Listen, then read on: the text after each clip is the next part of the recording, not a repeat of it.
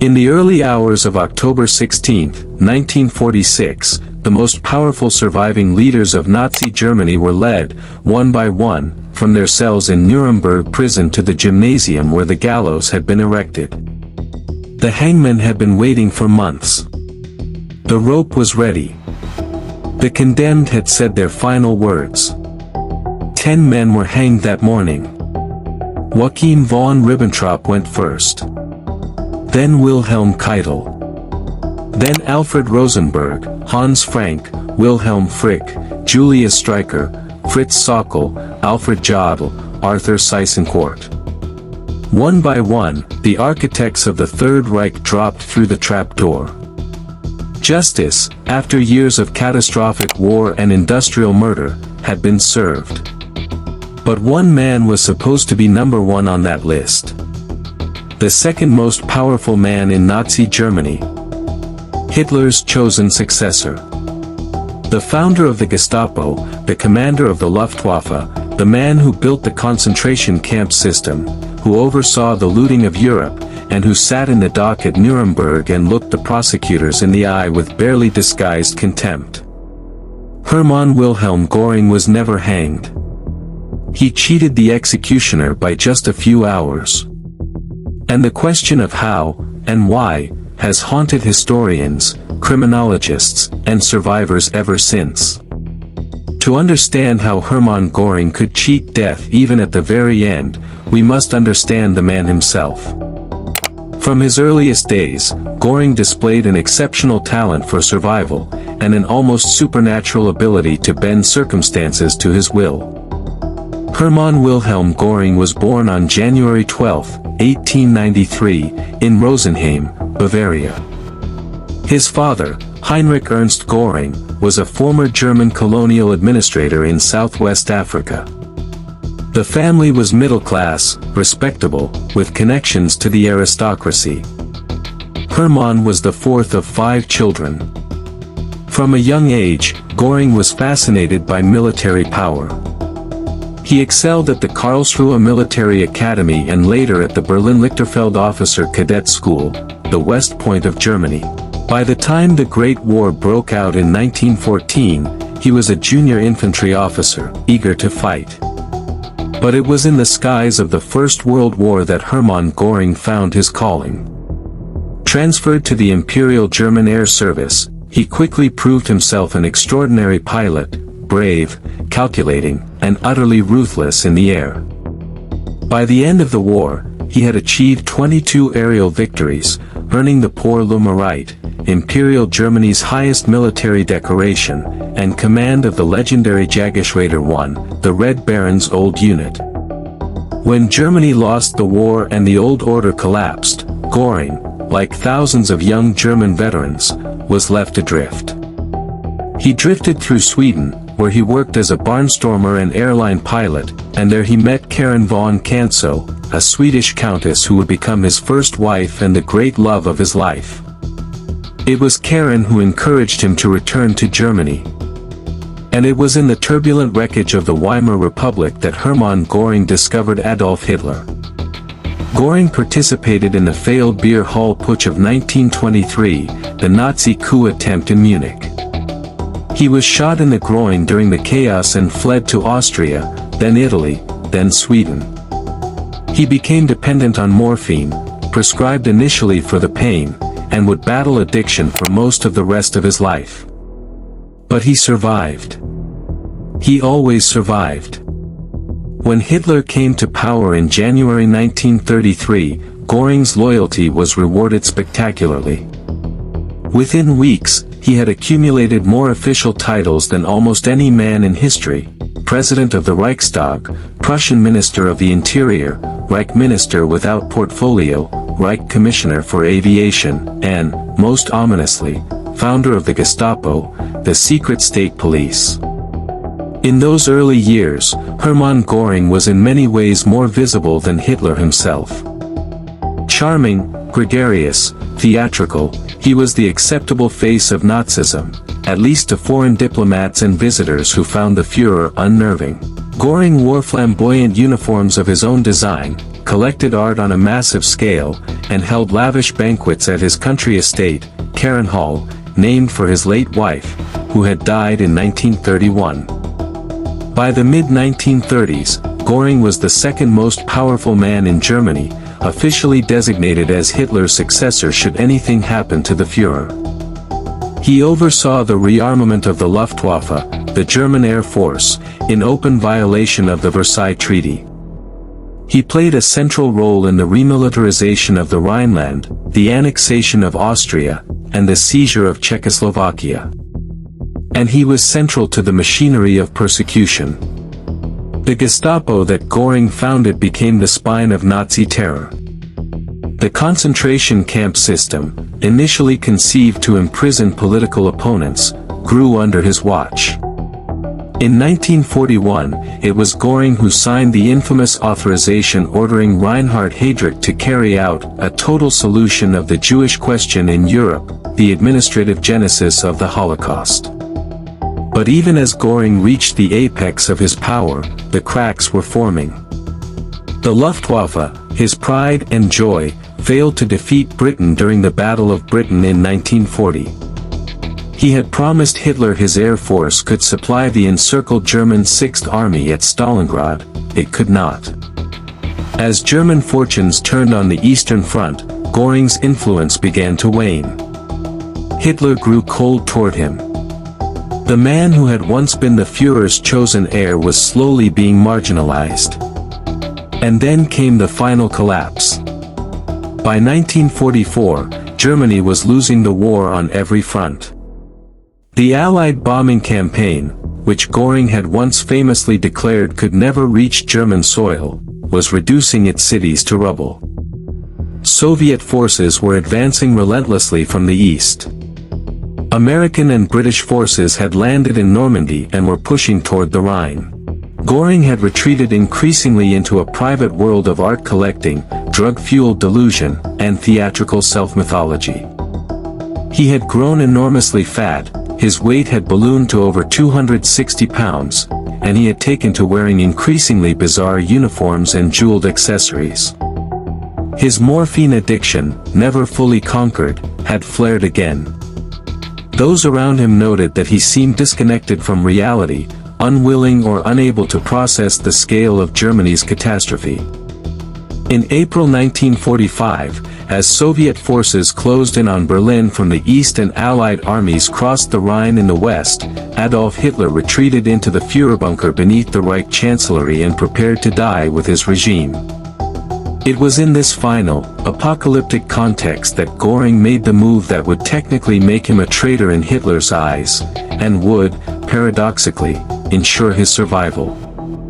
On April 23, 1945, Göring, who had fled to Berchtesgaden in Bavaria, sent Hitler a telegram. The message was carefully worded, but its meaning was clear. Since the Führer was cut off in Berlin, was it not time for Göring, as designated successor, to assume leadership of the Reich? Hitler's reaction was volcanic. Martin Bormann, who had long schemed to destroy Göring's influence, fanned the flames, framing the telegram as an act of treasonous ultimatum. Hitler had Göring stripped of all his offices and titles, expelled from the Nazi Party, and placed under SS house arrest at his mountain retreat.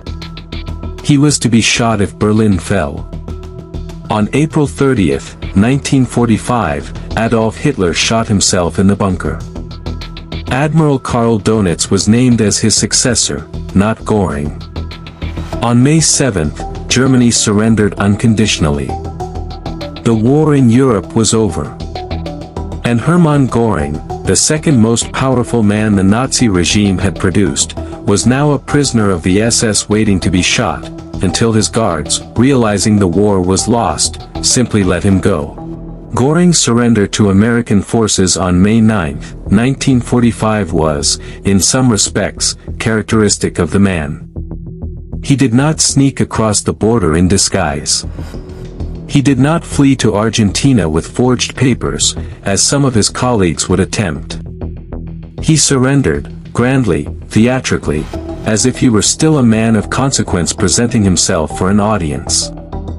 He was met by Brigadier General Robert Stack of the 36th Infantry Division.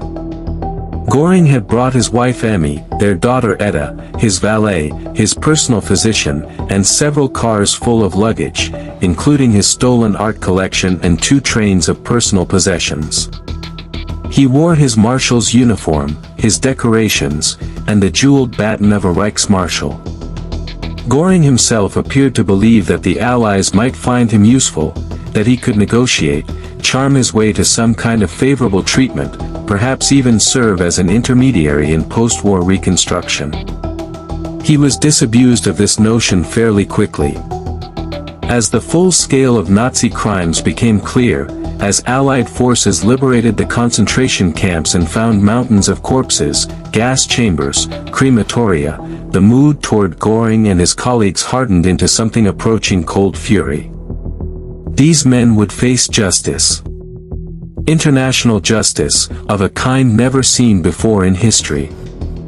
The decision to try the major war criminals before an international tribunal had been made by the Allied powers at the London Conference in August 1945. The tribunal would convene in Nuremberg, chosen both for its symbolic significance as the city of Nazi rallies and for its largely intact Palace of Justice and adjacent prison.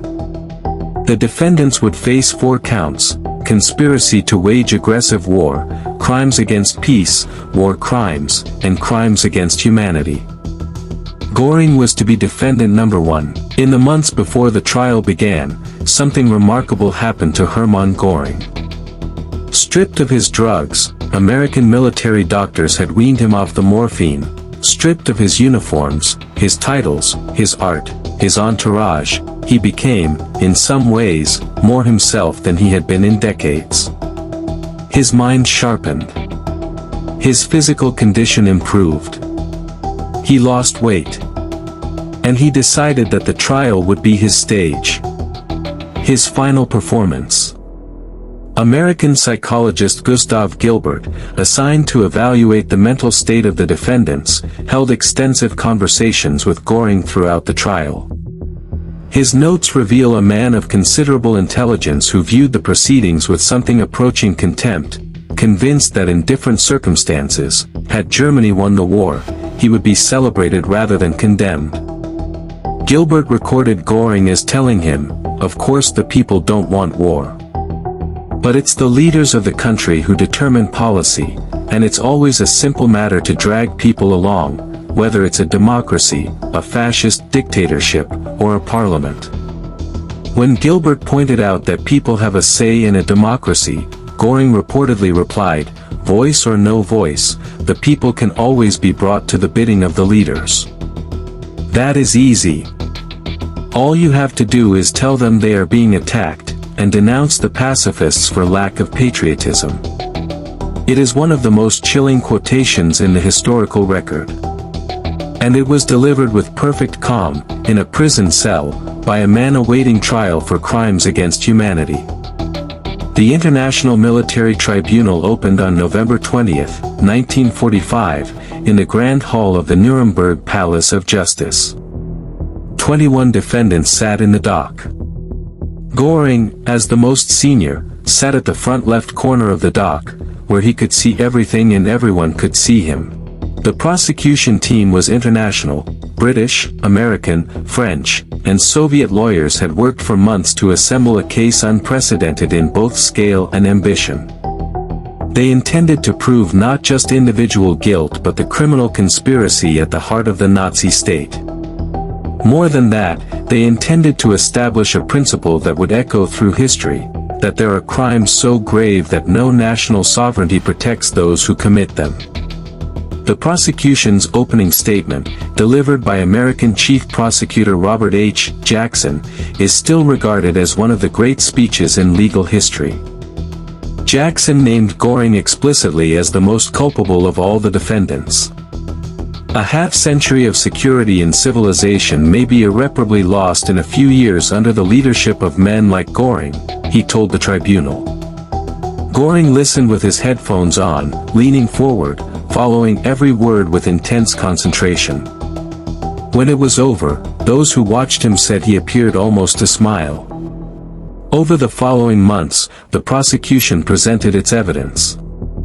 Mountains of documents. The Nazi regime had been extraordinarily thorough in its record-keeping, and that thoroughness now damned them. There were the Einsatzgruppen reports, the meticulous tallies of Jews shot in the Soviet Union. There were the Wannsee Conference minutes, the bureaucratic banality of genocide. There were orders bearing Göring's signature. There were his own words, recorded in speeches and memoranda, calling for the destruction of enemies in language of unambiguous violence. The evidence was overwhelming. But Göring was determined not to go quietly. On March 13, 1946, Hermann Göring took the witness stand. It was the moment the courtroom had been dreading, and waiting for. His own defense lawyer, Dr. Otto Stehmer, led him through his direct examination first. For 3 days, Göring delivered what amounted to a defense of the entire Nazi state, eloquent, historically detailed, and utterly unapologetic. He acknowledged facts where denial was impossible, but reframed, contextualized, minimized. He was not defending himself so much as defending a worldview. Then came the cross-examination by the American prosecutor, Justice Robert Jackson. And what followed became one of the most famous, and in some respects, most disastrous, moments in the history of war crimes prosecution.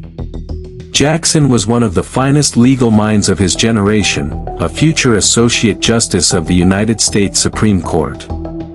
He was a brilliant writer and an instinctive advocate. But he had perhaps underestimated his opponent. In the face of Jackson's questions, Göring was elusive, combative, and, when Jackson let him run, extremely effective. Göring refused to be pinned. When Jackson tried to establish that the German people had not been consulted about the wars of aggression, Göring launched into a lengthy disquisition on the nature of sovereignty and governance.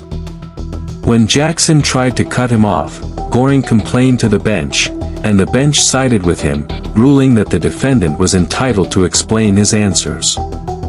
It was a debacle for the prosecution. Jackson was furious. Observers noted that Göring seemed to be thoroughly enjoying himself. In the evenings, back in his cell, he reportedly told fellow defendants that he was winning. British prosecutor Sir David Maxwell Fyfe, who cross-examined Göring on his knowledge of the mass murder of Allied airmen who had escaped from Stalag Luft III, was far more disciplined. He pinned Göring on specific dates, specific orders, specific consequences. Göring's composure cracked, briefly, but visibly. Still, when the cross-examination was complete, Göring had achieved something remarkable. He had made the prosecution look, at moments, unprepared. He had not, could not, escape the weight of evidence against him. But he had turned the trial into a platform. He had spoken, before the watching world, as if his cause still had legitimacy. On October 1, 1946, the International Military Tribunal delivered its verdicts. Göring was found guilty on all 4 counts: conspiracy to wage aggressive war, crimes against peace, war crimes, and crimes against humanity. The evidence against him was, the judges said, overwhelming. The sentence, death by hanging. Those in the courtroom who watched Göring receive his sentence reported that he showed no visible reaction. He sat very still, jaw set, eyes fixed forward. In his cell afterward, he told Dr. Gilbert, death by hanging. That, at least, I thought I would be spared. He had hoped for death by firing squad, the soldier's death. Hanging, he felt, was a criminal's death, unworthy of a military man. He filed an appeal to the tribunal requesting that the method of execution be changed to shooting. It was denied. October 15, 1946. The night before the executions. 10 condemned men sat in their cells in Nuremberg prison, each attended by a chaplain, each awaiting dawn. Their execution was scheduled for 1 a.m. on October 16. Army guards checked on each prisoner every 4 minutes, around the clock, shining a flashlight into each cell to verify the prisoner was alive and had not harmed himself. The prison had been on the highest security alert for weeks. All personal property had been searched and removed from the condemned cells. The men had been prohibited from keeping anything that could be fashioned into a weapon. Food was tasted before delivery. Water was monitored. Every precaution conceivable to 1946 security thinking had been taken. At approximately 10:45 p.m. on October 15, 1946, Guard Lieutenant Arthur McClendon looked into Hermann Göring's cell during his regular check and found what he expected: Göring lying on his cot, apparently asleep, his hands visible as required. At approximately 10:50 p.m., the guard checked again. Göring was still lying on his cot. But something seemed slightly different. The guard called a superior. When they opened the cell, Hermann Göring was dead. He had bitten down on a cyanide capsule. He was 53 years old. The executioner would have to hang an empty noose. The question that immediately convulsed the Allied authorities, and has never been definitively resolved, was devastatingly simple: where had the cyanide come from? The investigation began immediately. Colonel Burton Andrus, the prison commandant, was furious and terrified in equal measure, furious at the security failure, terrified of the professional consequences. He ordered an immediate search of every inch of Göring's cell and possessions. 3 cyanide capsules were found in Göring's personal effects, 2 were hidden in a container of skin cream and 1 in an enema syringe he had been allowed to keep for medical reasons. The capsule he had used was found in his mouth. A suicide note was discovered, written to Andrus, explaining that he had possessed the poison all along and that the guards were not to blame. The official American investigation concluded that Göring had smuggled the poison capsules in his personal luggage when he surrendered. The theory held that the capsules had been hidden so cleverly, in the skin cream container, for example, that repeated searches had missed them.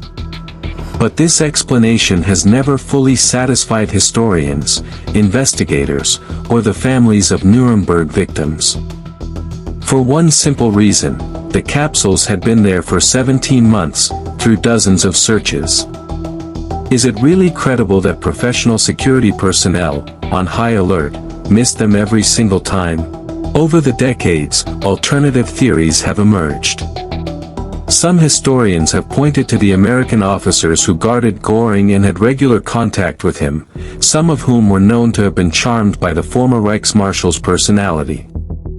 A 2005 investigation in Germany pointed specifically to a U.S. Army officer named Herbert Lee Stivers, who in his old age claimed to have passed small items to Göring, including what he thought were letters but may have been a concealed capsule, after being befriended by a German woman who claimed to be Göring's friend.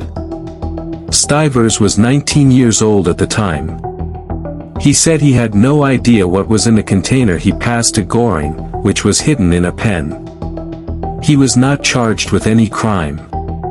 He died in 2013 without ever being fully investigated by authorities.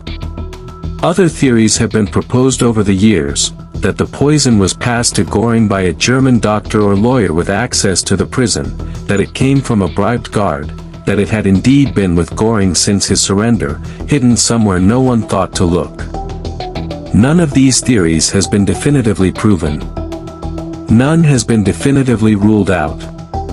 The truth of how Hermann Göring obtained his cyanide capsule may never be known.